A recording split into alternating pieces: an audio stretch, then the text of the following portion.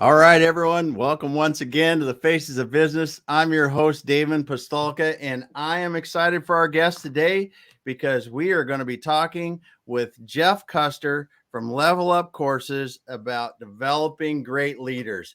Jeff, welcome, my friend. Damon, it's super exciting to be on with you today. You said it. I am passionate about having good leaders in place. Well, the one thing that I always, when I look at your profile, I don't know if people, if you want to check out Jeff Custer on LinkedIn, ridding the world of toxic leaders. I love your background image there.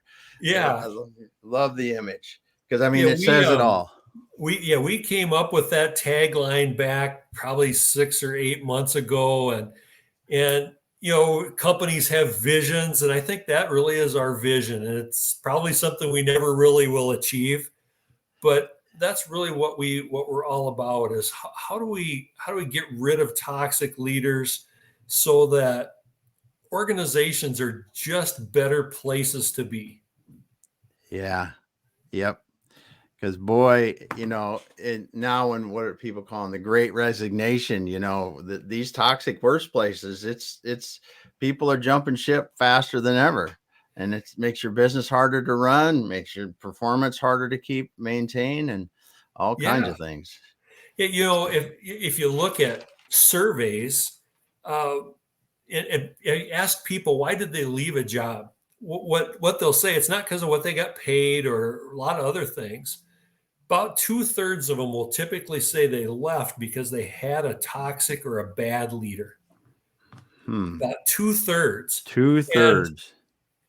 if you think of that, um, it costs a lot of money for one Oh, thing. geez. Yes. I think people watching, people listening probably know, the cost to replace somebody is, I don't know, several thousand to maybe even at some levels, $100,000. It's expensive cash out of pocket to replace people. But I think that's only a small part of what it costs. There's all these other hidden costs. Mm-hmm. When you're short staffed, somebody's got to pick up the slack, and Mm-hmm. there's just a whole kind of domino effect that happen in organizations when you have toxic leadership, and a lot of those costs. I think one of the things I see, Damon, in organizations is they maybe discount those things that they can't put their finger on the cost. It's not a line on their income statement, but there's a cost there, but it's hidden. Yeah. Yeah, and I someone told me a while back, and I don't remember who it was. I was talking with them, and they had talking with a client of theirs, and the client was saying, "Well, man, we've had trouble with people for 5 years now. It's just we just can't get over it." And they said, "Well, how long have you been at the company?" And they said, "5 years." uh-huh. Yeah, it's like sometimes we got to look in the mirror. Oh, exactly. One of the things I like talking to people about, I think when you talk about toxic leaders, a lot of us mentally jump to maybe that leader that yells and screams, or it really is off kind of off the deep end of toxicity. I think toxicity, there's probably more of kind of a range to it. And I would suspect Yeah, all people probably display some of these behaviors sometimes. But so you're right. I think all of us need to look in the mirror. yeah. Um, but yeah, those toxic behaviors drive people away, and it is so expensive and costly to organizations. Mm-hmm. Yeah, that's for sure. Well, Jeff, tell us a little bit about your background. You've been leading some fairly large teams for a bit now in Yeah, kind of challenging environments, yeah, and it's interesting. So tell us about your background and how you got interested in leadership. yeah. When I first started, I actually owned a small business, and had a few employees in that small business. So I've managed and led people in that small entrepreneur business Mm-hmm. environment. We sold that business and actually moved to a Fortune 500 company and spent a couple decades at a Fortune 500 company, uh, dealing with it. It was such a different dynamic than running your own small business. and led teams anywhere from, 7, 8 people up to groups of up to like 600 um, Mm-hmm. across multiple states in the United States. And one of the things, or probably for about the last 15 years or so, I've found myself as a leader of leaders. So the people that had reported to me were supervisors, were managers. They were in turn leading frontline employees. And one of the things that I learned probably fairly quickly was I always need to be on the lookout for who that next leader is, because Mm-hmm. people come and go, and I need to be preparing so I have that next person ready to plug into my organization to be a leader for me. And that's really where my passion for developing leaders came from. Was I knew I was going to be better off if I would develop great leaders to work for me. And Mm-hmm. I just really, I've got a background in human development and education. And so I've always enjoyed working on developing people and teaching. And this was just kind of like a perfect marriage for me of I have this real need in the organization, and I love doing this stuff. Mm-hmm. And so it makes it pretty easy for me. Yeah. Yeah. Cool. So what was the seed? Because there's a lot of difference between, being in a fortune company, running teams of leading leaders and things like that, to saying, okay, now I'm ready to start teaching leadership and showing Yeah. new leaders how to be good leaders.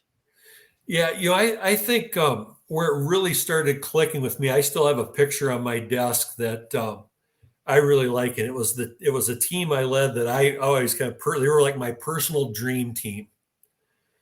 I had a group of leaders working for me that just had a great skill set. They were a great set of leaders. We were able to do things that people in our organization said couldn't be done. Mm-hmm. And it was the kind of group where it was just that high performing. The more you told us that you couldn't do it, the Yeah. harder we worked to get it done. And I think that was really where I started seeing the importance of trying to make sure that when somebody left out of there, so maybe somebody retired or somebody got promoted or something, I wanted to keep that going because it was a lot of fun. Mm-hmm. And I just, I think that was the start. And then what it evolved to, Damon, for me was really about legacy. And if you think about your leadership legacy, when you're done and people think of you, what do they think of? Mm-hmm. And what I want to be remembered as is that type of leader who left the organization in great hands because of the leaders that I developed and hired. And I always kind of joke around, for like the 2 weeks that they remembered that you worked there, that's how I Yeah. want to be remembered. And then they forget who Yeah. you were. Yeah. But I But think for to those me, 2 weeks, it's a good thing. yeah, I mean, and I think that was kind of my progression was it was a necessity, and then it was fun, and then it turned into legacy. Yeah. Yeah. Well, and you were working with your sons in Level Up as well, aren't you? Yeah, so just kind of the story I like telling about this, I've had this idea of doing leadership development um, for a long time, and mentally for me, I always ended up on an airplane flying somewhere doing a bunch of seminars, which I think is fine. But I was like, well, I'm not really sure that's what I really want to do. And Mm-hmm. so I kind of put that idea back on the shelf. And usually between Christmas and New Year's every year, I sit down for that. I take that week of vacation, sit down and kind of ponder how last year went, what I want to get done this next year. And I'd pull that idea off the shelf. It's like, I don't know how I'd make that work. And about a year and a half ago, pulled that idea off the shelf. I thought, what would happen if I took this and leveraged technology that we really learned through the pandemic, Mm-hmm. leverage technology to share my expertise, not only around the US, but around the world. And it's like, yeah, I think we can do that. And started talking, I have 3 sons, and started talking to them one by one. I said, here's this idea I have. What do you think? Would you like to join me in this effort? And after the 3 conversations, they all said yes. And for me, the two things really stand out having done that. One is they bring skill sets that I don't have. I've got one son Mm-hmm. that lives pretty close to you, I believe, and he's a marketing guy. I'm not a marketing guy. I'm an operations guy. And so when we start saying, what color do you want the logo to be? It's like, I don't care, just get it done. Yeah. But he's got that skill set that I don't. I've got another son he's an operations guy, but he's an IT operations guy. So if you want a website done, if you want to figure out how you pay with a credit card, I don't know how to do all that, but he Mm-hmm. does. And then my youngest son he really is just an excellent teacher, brings an excellent teaching perspective. So it's been pretty neat to take the skill sets that I didn't have, and kind of handy that I've got them in the family to Mm-hmm. really plug holes that I don't have. I mean, that was kind of the initial thing, but now as we've been on this journey together, kind of this hidden benefit that I've really found when I talked about legacy, I was talking about your leadership legacy, maybe mostly in a business organizational context. But I also really think personal legacy is important to me. Yeah. And this has turned into a personal legacy that I never even thought of. Yeah. That every week, multiple times a week, I've got the opportunity to teach my sons leadership Mm-hmm. very intentionally. And if we weren't doing this business together, we wouldn't have those kind of conversations. It's You not just like wouldn't talk about it. You just wouldn't it's talk about it. not stuff you talk about at Thanksgiving Yeah. dinner. Yeah. Yeah. And so And that's it's time spent with them too. yes. And so That's one of the cool. things that just makes me smile, I was actually talking to one of them this morning and made me just smile because, you kind of develop the lingo that you start, I'm sure you've got the same thing, in your business, you kind of develop these, your buzzwords that you use. And I always smile when I start hearing them use the words that I usually use. It's like, Yes. oh, I can tell I'm rubbing off on them and having an impact on them. And so while the business is important, it's almost become as important to me to have them be somewhat of an audience for me. Yeah. That's awesome. Just take a minute here. We got Thesia saying evening. Great to see you. And Steve Galley. Hi, Steve Steve. Galley's he's a coach out of Utah. Good guy. So yeah, that's awesome because there's not many times that you can do something like that. We're actually teaching your children really valuable life skills, Yeah. because otherwise it just doesn't come up, right? Or they think you're preaching to them or something like that in a different setting. It just doesn't Yeah. seem. So that's really cool. Yeah. Let me sit you down at the table and I'm going to tell you about the great resignation. There's like, I don't want to hear that. But Yeah. when we have this common purpose, um, and one of the other things that we started in February is we actually started a weekly podcast, and two Hmm. out of the three boys are on the podcast. And so the three of us every week are sitting down for 45 minutes going through these kind of discussions. And Yeah. it's fun to hear their take on things. They're a different generation, of course, than me, but Hmm. they bring so much insight and wisdom. It's just exciting for me. Well, that's a great point. So as you've gone through this with your sons, how much do you think what you need to do as a leader today has changed from, say, 15, 20 years ago? I think it just, to me, I'd go back to my word legacy, and I think it brings so much more purpose to that than I would have thought 15 years ago. Because I think 15 years ago, like I said, I was looking for people to plug and play so we could, make all our scorecard metrics green and we could Yeah. impress people at the office. And I don't think there's anything wrong with that, but that was kind of the Hmm. why. Yeah. And I think what has happened with me over the years is really that why has changed to I want to leave a legacy, and it's not so much about I'm making gold stars for myself. Hmm. It's really about leaving that lasting mark. I had the chance last 2 weeks ago to sit down with a young lady who's an aspiring leader, and had about a 2-hour conversation with her, and got a text from her. She got offered a supervisor position, so she got offered a leadership position, and it was so much fun to sit there and just help her kind of understand, as a supervisor, if you're going to take this leadership role, here's the things you're going to have to overcome. Here's the things you're going to look out for. And she's not even going to work for me. She's not going to work in my Yeah. organization. But it's very satisfying to me to know that she's going to get where she wants to go, and I was able to help her do it. Yeah. Yeah. That's really something. That's something. And leaving that legacy is so important, because, as we want to be able to leave things better than when we came in, it's just part of it.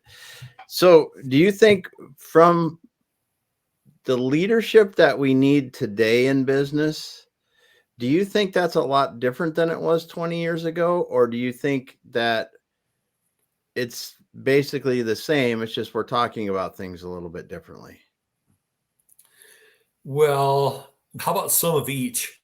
Okay. How's that? My boys always accuse me of choosing both. Okay. So I would say this. I mean, I think if you go back, and maybe a little bit longer than 20 years ago, I think the style in organizations was probably tended to be a lot more autocratic.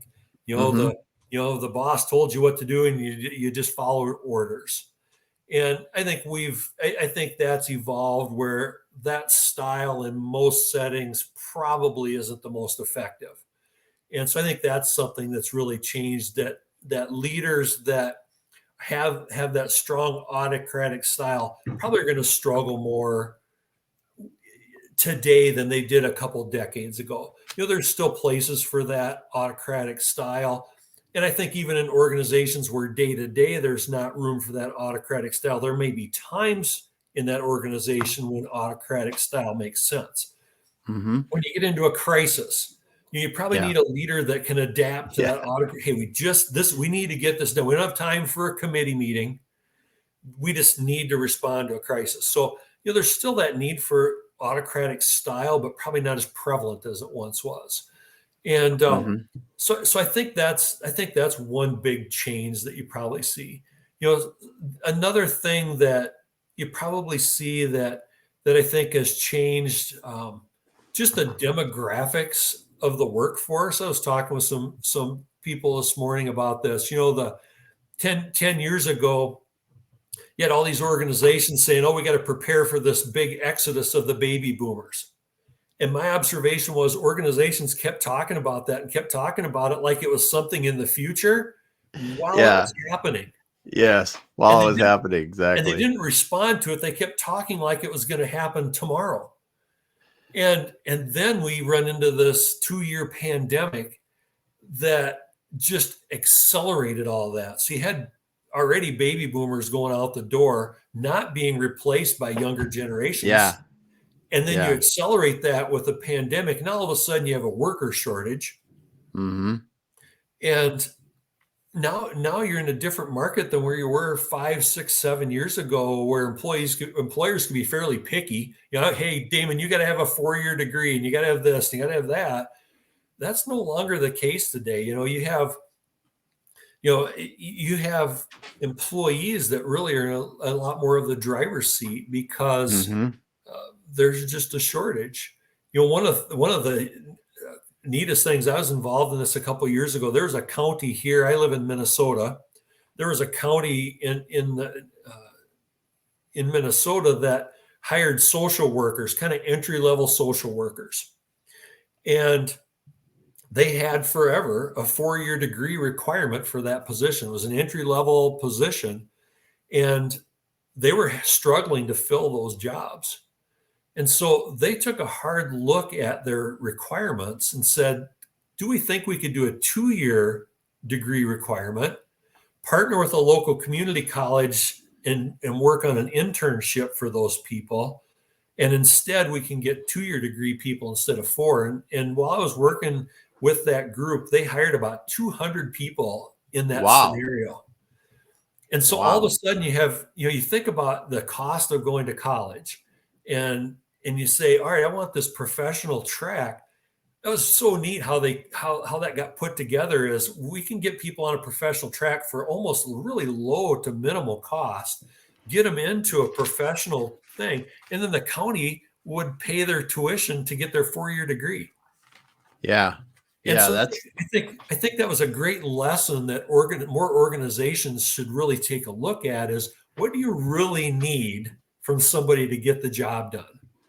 mm-hmm. And if you want to attract workers, I think that's a serious consideration for organizations.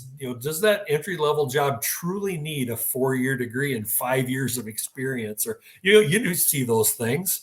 Yeah, and that's a great point because there are so many jobs that, well, used to, hopefully people are doing what you're saying is really rethinking this, that said college degree required, college degree required. Now, if I'm a big company and I have the old ATS scanner Yep. that says if Damon doesn't have a college degree, he gets kicked out. Damon might be Yeah. the most well qualified for that, and your position may not need that, Yes. but I'm getting kicked out because I don't have that college degree. And in a job situation like today, Damon might have been, one of a handful of candidates, and Yes. probably better candidate today than any other time in some cases. And that's Yes. really cool. Yes, that kind of gets us a little off track on the leadership topic, but I still think for organizations looking try to attract employees, that's a thing. I think they really have to look at that. Is are you making the barriers to entry so high that you're excluding great candidates? Yes. Yes. And then too, we talk about diversity and inclusion and I mean, I hope that the employee shortage helps us accelerate that as well too, because we got to Yeah. figure out. I mean, there's industries where if we don't get if we don't hire every person that wants to come to them, like construction is one of Yes. them, right? If we don't hire every person that wants to be in construction because they want to be and they're going to work hard and be there, irregardless of what the heck they look like, how they Yep. speak, whatever the heck it is, we're going to have enough people, That's right. Yeah. and It's we're going just, to have better companies because of it. and like I said, I was talking with a couple guys this morning about that. And, I mean, certainly there are some tasks you could automate, Mm-hmm. but I mean, if you need somebody out there swinging a hammer or building a house, there's only so much of it you can automate. You still have to have people to do stuff. Mm-hmm. And it's going to be, I think, pretty competitive for a long time for workers. Like I'm on the, I participate in a workforce board in Southeast Minnesota. And we work at help doing job training and things like that. And we were talking with a state demographer a couple of years ago. And in our region, where you look at population, like the job growth expected, there was going to be about 40,000 new jobs created over 20 years. And the net population growth was predicted to be 10. Oh my.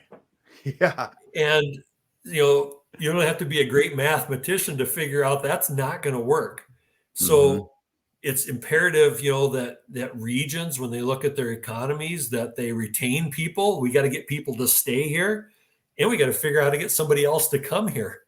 Mm-hmm. Otherwise, those jobs are not going to, they'll never get filled. Yeah. Yeah. Well, that's awesome.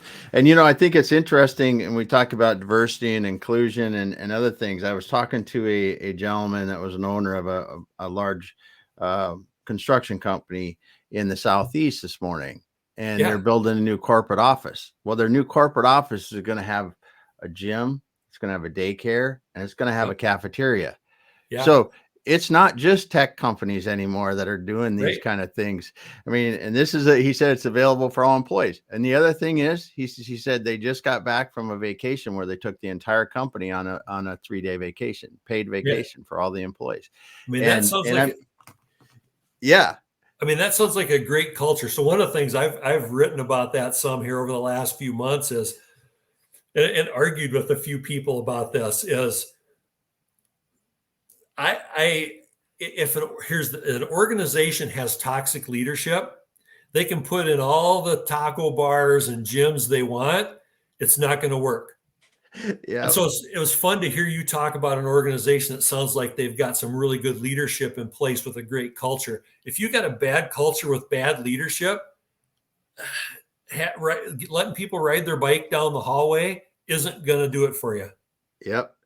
And I'll tell you a great example. My daughter, her first grad school out of college, she thought it was great because this company, they went kayaking and they did all this stuff and they had, beer on Friday Yeah. and just all that stuff. And you go, she was in there about 6 months and it was a horrible place to work. Yeah. And Yeah. it was funny because she moved into an engineering firm after that. And they were a little more as engineers.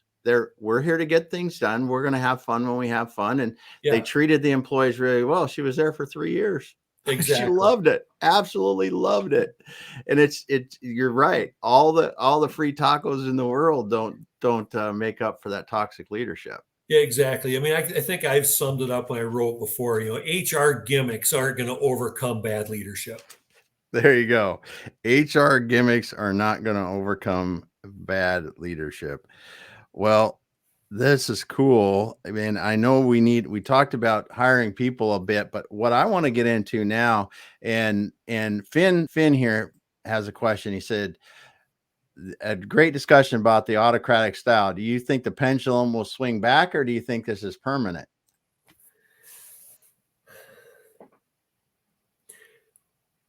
That's a good question. I It mean, is a good question. I was like, that's my good. initial reaction is I have a hard time seeing it swing back. Yes.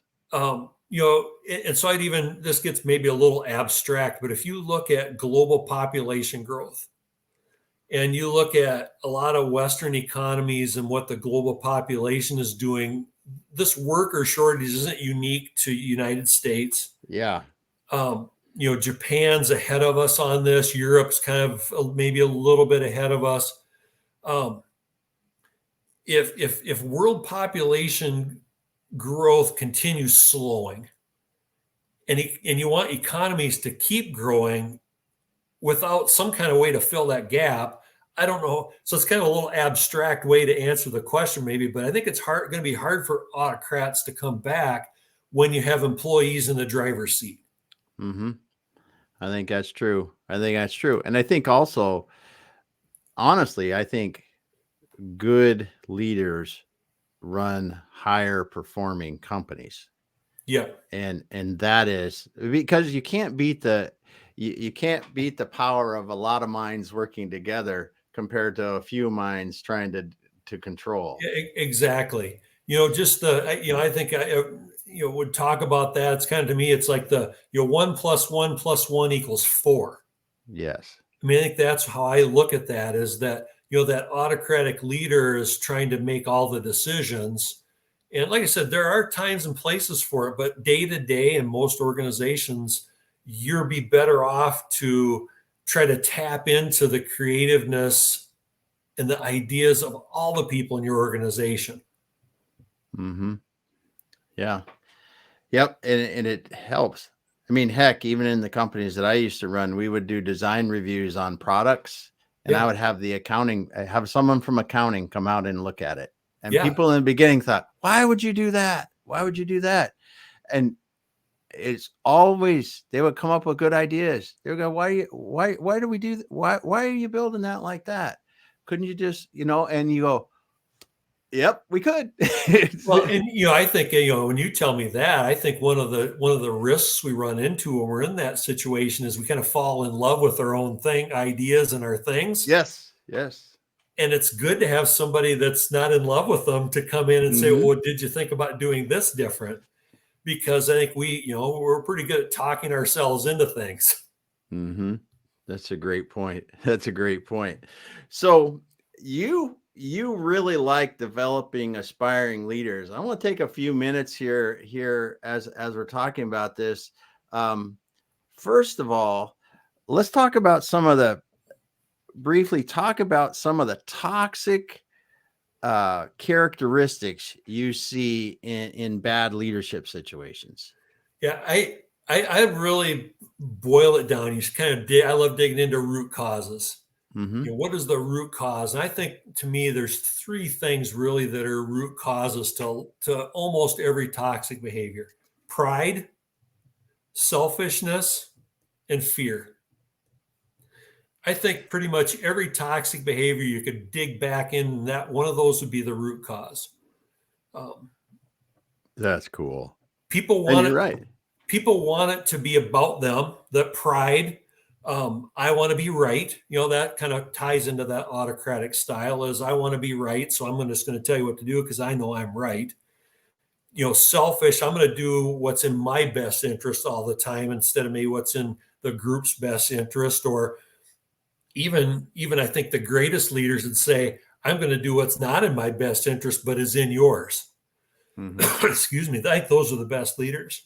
And I think the third one I'd say is fear. I think you run into, I think a lot of toxic behaviors come out of fear.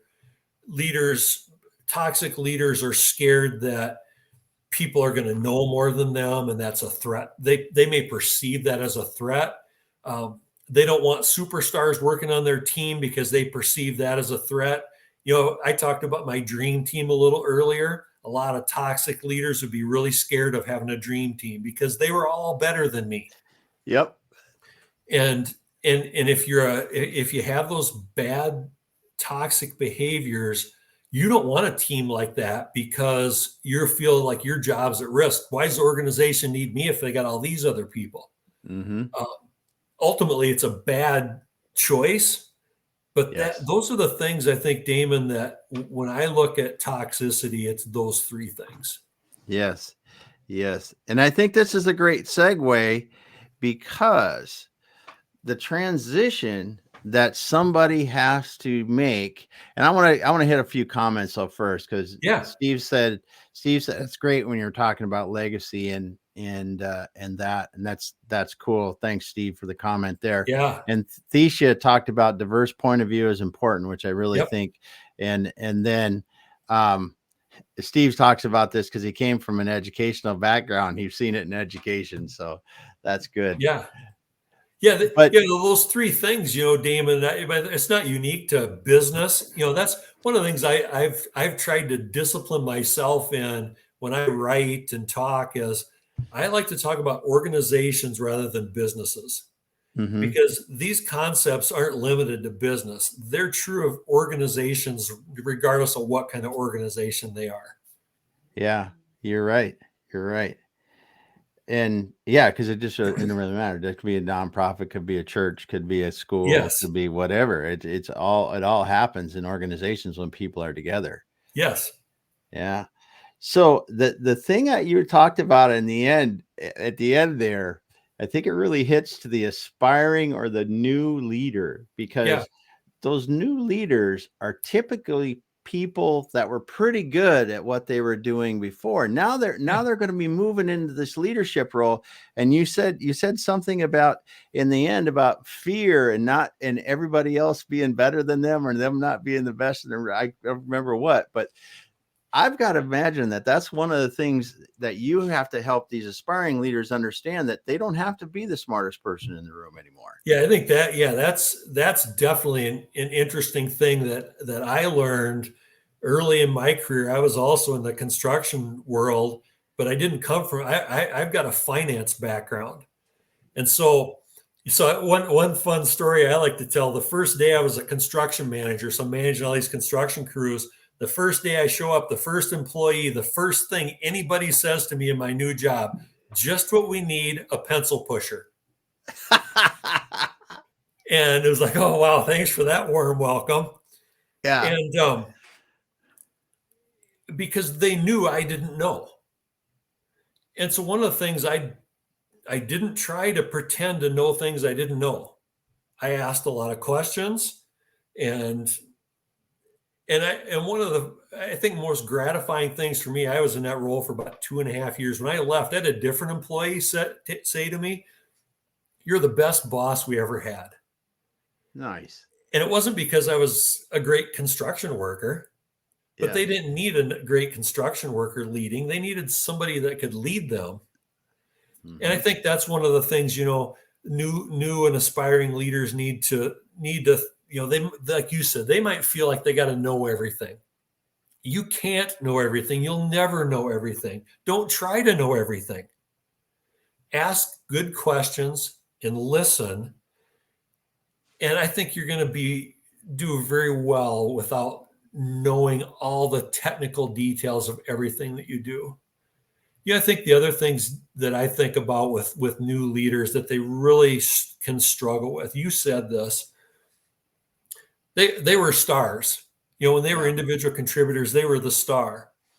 And the things that made them a star, when they move into leadership, won't work for them anymore. The skills that they need, how they use their time, the kind of things that are important to them are all different. And so if they try to rely on those things that worked for them before, they're going to fail. Yeah. And one of the ones, every time I work with a new leader, we end up having this conversation, is new leaders will always give you feedback that they feel like they're not working. Yeah. And I say it like this. I mentioned that young lady I talked to, and this is how I explained it to her. I said, when you're an individual contributor, you come into work, you have this pile of stuff on the left side of your desk. You work all day, and then at the end of the day, it's all on the right side and it's done. You go home. And you've got this sense of accomplishment, of completion, of doing something. And I said, when you're in a leader role, there's not going to be a pile on your desk. And if there is, you're going to have to think up what it is. And a lot of days you're going to feel like you're not doing anything. And you're going to struggle because you're going to feel like I'm not working. But work is different. The work you're doing now is you're mentoring other people. You're deciding what the work should be. You're listening. You're giving feedback. But for a new leader, it doesn't feel like work. And if they don't grasp those concepts, I think they're just really going to struggle. And one example I have of this, I had a supervisor working for me a long time ago. He led a small team, and we had one of the ladies on his team went out on maternity leave. And I kept telling him, I said, you're going to have to reshuffle the work amongst your team till she's back from maternity leave. He didn't do that. His solution was he came in on Saturday and Sunday and did the work himself. And I kept telling him, that's not your role. You have to work at the right level, and that's not the leader level. You need to figure this out a different way. And he couldn't do it. And he actually ended up going back to being an individual contributor, a great employee, a great guy, but he could not make, I like to talk about this. He couldn't make that leap into leadership. He just could not do it. Well, and now let's bring that up briefly, because there's some people that just, hey, it's not their bag. It's not their thing. It's not their thing. And you should be happy about that, because there's people that choose that technical track to get really good at what you're doing. And boom, it's a wonderful career. And I think a lot of times people are really good technically and they get promoted into leadership, even if that's not where they really should go or think, but they think that's what I have to do. I'm the greatest machinist in the building now, or in the company, and so I must be the leader now. And that's, if you really want to be the best machinist, not only in the building but in the world, maybe that's where you just need to be working on being a better machinist. Yeah, exactly. And it's when I have career aspirations discussions with people, that sometimes people say, I'm just happy being that machinist. And so then, my advice to them is, great. We need great machinists here at our organization. My challenge to you is to be the very best one you can be, because you're right for that leader role. Yeah, those technical roles are really. I think I lost you for a second. Lost you for a second there, but you were going through that, in that you said be the best machinist you can be, and give us what you said after that, because I know it was good. Yeah, be the best machinist that you can be, because not everybody wants to or is cut out for leadership.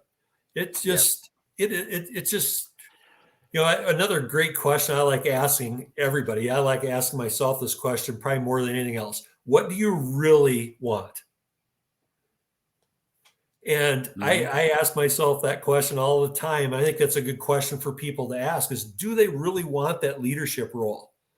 And if they do, they should call me, and I'd love to help them transition to that. But it's Yeah. not going to be for everybody.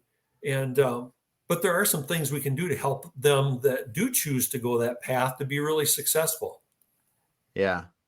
Well, I think when you look at the other side of this now, right, too, when people that want to be leaders, and I can remember back to when I went to school for engineering and I was an Yeah. engineer, and so I was real technical and I liked building things and doing I could do that. But when I figured out that I was an okay engineer, I was a much Okay. better, and I will say this myself, and there's a lot of people I'll probably disagree, but I'm a much better leader.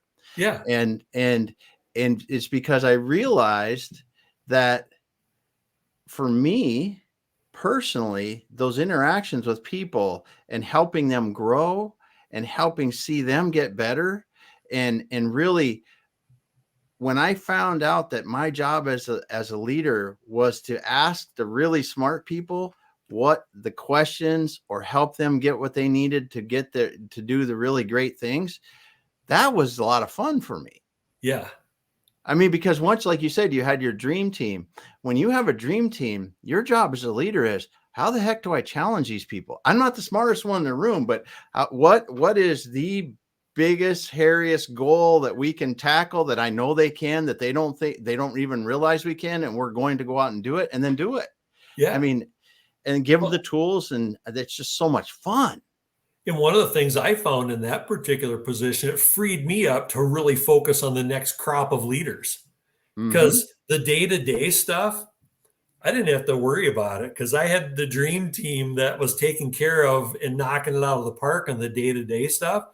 When we were able to start some leadership development programs that normally it's hard to find time to do those things. Yeah. And we found time and built a pretty neat program to build into that. So we were ready for the next group to be on the dream team. Yeah, yeah, that's awesome. So let's get back to the aspiring leaders. I've just got put into Yeah. into my new leadership position. We talked about them not having to be the smartest in the room, having to communicate, work through others. So, what are a few things that they should be thinking about as we wind up here today? And you can give them a Yeah. few things to be thinking about.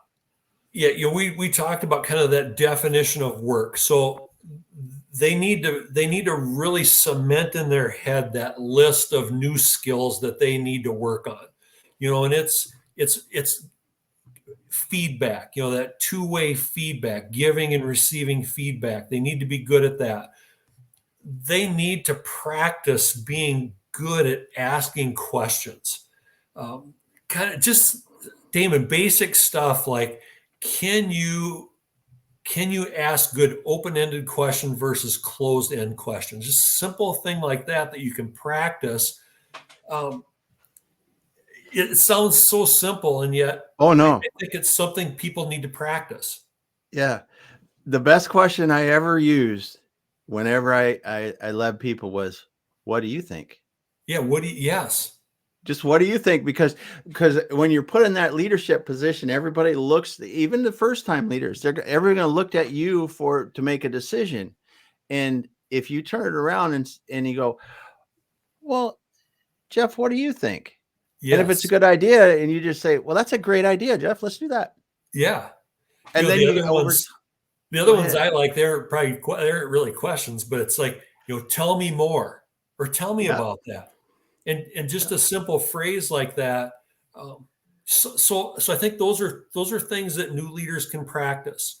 Yeah. Um, just you think about giving employees feedback. One of the things that I probably made mistake on as a new leader is you don't really give a lot of positive feedback, but then you get into those situations where something happens and you Yeah. don't have a choice and you have to give negative feedback, and you as a leader aren't very comfortable with it, and it's not comfortable for the employee. My experience has been a lot of times those things go bad really fast on you. Mm-hmm. If you are in the habit of, I like this thumb rule: 5 positive feedbacks to every 1 negative. That's just my thumb rule I like to use.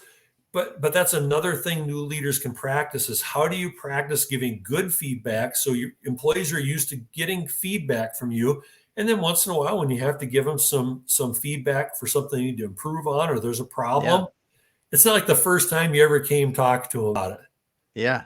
And Yeah. so I think That's a there's, great yeah, thing. again, I think so. A lot of this, I just, Damon, think about this. I mean, you get the new title, you get promoted. Now you got the new fancy, name on your door.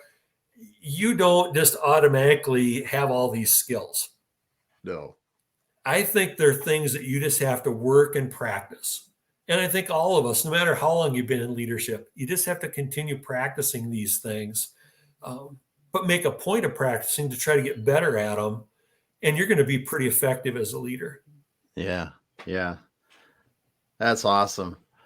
Jeff, it's been awesome talking to you about developing great leaders today. And I just thanks for spending the time and getting to Yeah. talk to, being able to talk, because I think you shared a lot of awesome information, and just appreciate you stopping by today. Yeah. Yeah. So, Good. And what we'll do here from here on out is we'll tell people if they want to contact you, is LinkedIn a good place, or yeah. where's a great place to get a hold of you? Yeah. I'm on LinkedIn, probably too much. And Okay. so they can contact me at LinkedIn. If they All want to right. take a look at our website, it's Level Up Courses, all one word, .co, not com, .co. .co. Yeah. And they can get some background on our family. We've got some, if you like goats, take a look. That'll be the teaser to get people to go take a look. Um, Nice. so they can find out more about kind of what we're all about there and kind of the things that we have to offer. Oh, it's so awesome. It's so awesome, Jeff, for you to be here. And I just wanted to say one more time, we have Jeff Custer here from Level Up Courses. We're talking about developing great leaders, and Jeff is on a mission to rid the world of toxic leaders. So thanks, everyone. Thanks, Steve, Thesia, Finn, for stopping by today. Thanks to all the other listeners. We'll be back again later this week with another great guest. Thanks, everyone. Thanks, Jeff. Thanks.